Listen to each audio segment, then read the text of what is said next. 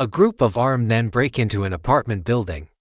They storm the man's apartment where they suspect a spy is hiding. But there is no sign of a spy anywhere. They tear everything apart, but it's all for nothing because the spy was never there. According to the CIA report, an average person has a 1/15th of a second to make a first impression. During this time, they are taking in information about you, such as your tone of voice, gestures, facial expressions, body language, and the list goes on. Subconsciously, we mirror the body language and tone of the person we're interacting with.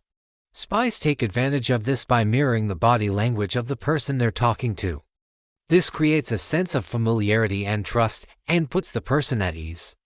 If a spy wants to interrogate someone, he will start by matching the person's body language. Only after that will he start asking questions. First impressions are important because they're rarely changed even if you encounter new evidence. You can protect yourself against the foot in the door technique by simply saying no to any request. But the question remains, who else uses them? Don't worry about sounding rude. Spies are trained to persist, and they won't give up easily. However, if you refuse to budge, they will move on to their next target. It can be difficult to change someone's first impression of you, but you can do it. Just give that person an experience that contradicts their initial impression. For example, if someone thinks that you are selfish, you can show them that you are generous. Against the anchoring technique, you can try to anchor thoughts to a lower number. Anchoring is a technique used to influence the way a person thinks. This is a way of influencing a person to choose a certain option. For example, let's say that a spy needs to get information from someone. Instead of asking open-ended questions, he will ask questions that can only be answered with yes or no. This is called the forced choice method because the person feels forced to choose one answer over the other. Let's look at an example. A spy walks up to a man and asks, "Did you see anything suspicious in the alley?" The man says no. The spy then says, "I'm sure you didn't see anything suspicious." Right, now the man feels like he's trapped. He has already said no, so he can't say yes. He might even convince himself that he really didn't see anything suspicious, even if he had seen something earlier. It works by giving the person a starting point so that all other thoughts will seem much smaller in comparison. For example, let's say a spy needs to steal important files from a safe. The safe is large and heavy and it looks like it will take a lot of effort to crack it open. But if the spy finds a way to roll the safe near a wall, he can push it open with relative ease. The wall acts as an anchor which makes the safe seem much lighter. Spies also use anchoring when gathering information. Let's say they need to find out how much money someone earns per year. Instead of directly asking the question, they will start with an outrageous number. For example, they might ask the person if they know someone who earns $1 million per year. After the person answers, they will ask the actual question. Since the person has already anchored his thoughts to a large number, he will seem much smaller in comparison. As a result, the person is likely to underestimate how much he earns. For example, if a person shakes your hand and finds it to be soft, they will assume that you don't work out. Even if you tell them that you actually do work out, they won't believe you. Their first impression is already set. But there is a way around this. If you want to change someone's first impression of you, you have to give them an experience that contradicts their initial perception. For example, if you meet someone and shake their hand and you find that it's cold and wet, you will get the impression that the person is nervous. However, if they ask you a few questions and show interest in you, this would contradict your initial impression.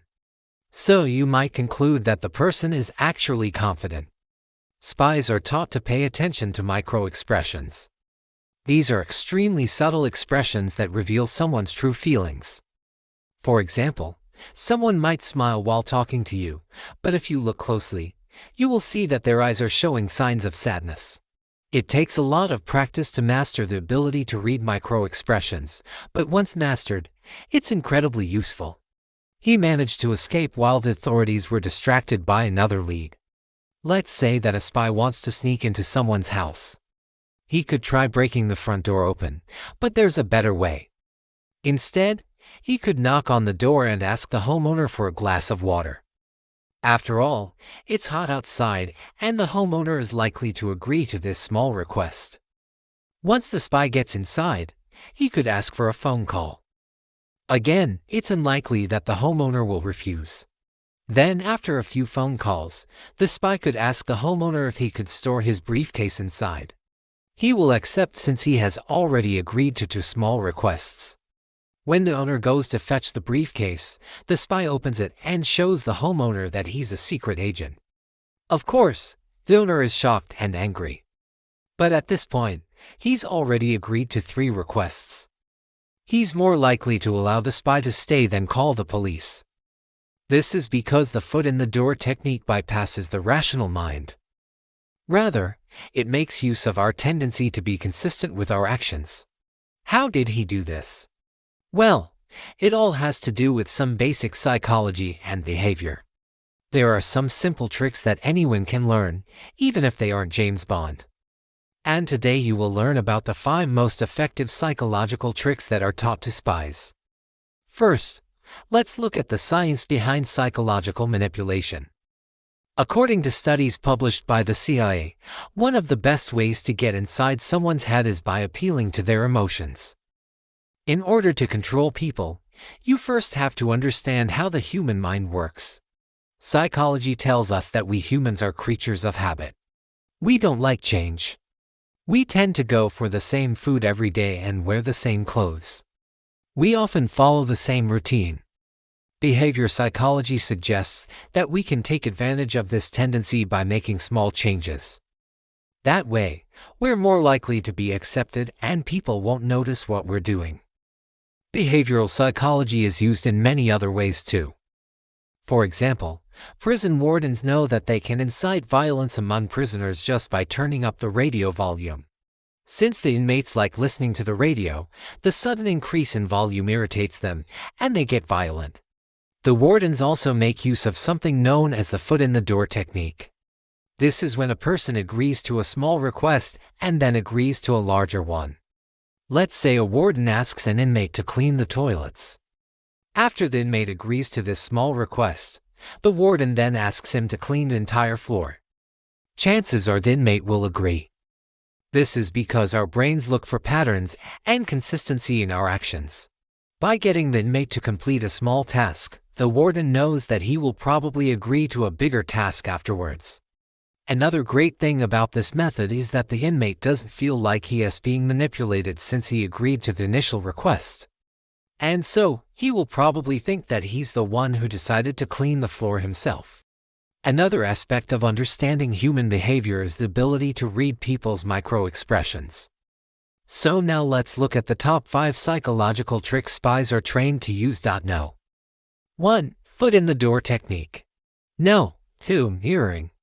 Have you ever noticed how sometimes your movements match those of the person you're talking to?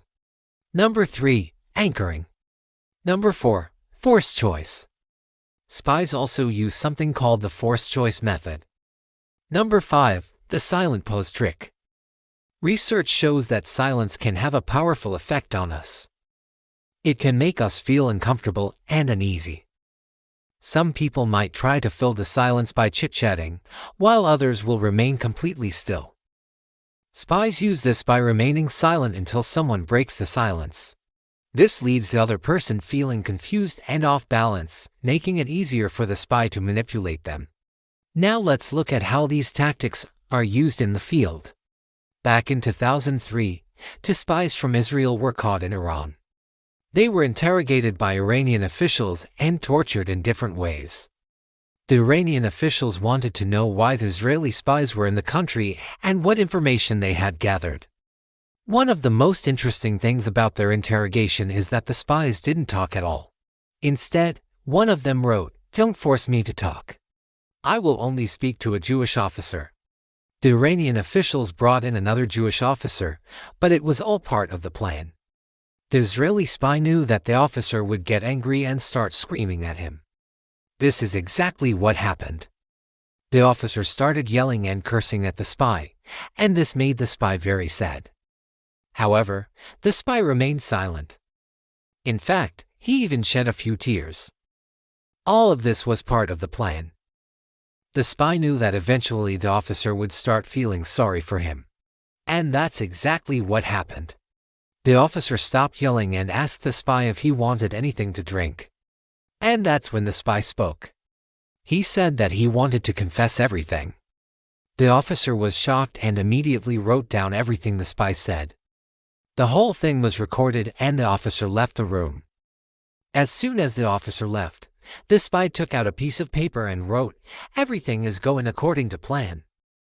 Then the spy pretended to confess everything. Now let's look at how you can defend yourself against these tactics. There's no doubt that intelligence agencies use these tricks to get inside people's heads.